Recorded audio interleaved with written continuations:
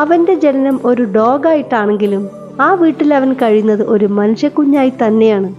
എല്ലാവരും എടുത്തോണ്ട് നടക്കുന്നു, ഉമ്മ വെക്കുന്നു. എന്തായാലും അവന് നല്ലൊരു വീട് തന്നെയാണ് കിട്ടിയിട്ടുള്ളത്. അവന്റെ മുതലാളിയുടെ അടുത്ത് ചെന്നാൽ പിന്നെ ആരെയും അവന് പിന്നെ കാണില്ല. ആര് തന്നെ കൈ നീട്ടിയാലും കാണാത്ത പോലെ ബാക്കിലേക്കാണ് നോക്കി നിൽക്കുക. മകള് വന്ന് കൈ നീട്ടുന്നുണ്ട്, പക്ഷേ അവൻ താഴോട്ടും ബാക്കിലോട്ടും അവൻ നോക്കി നിൽക്കുന്നത്.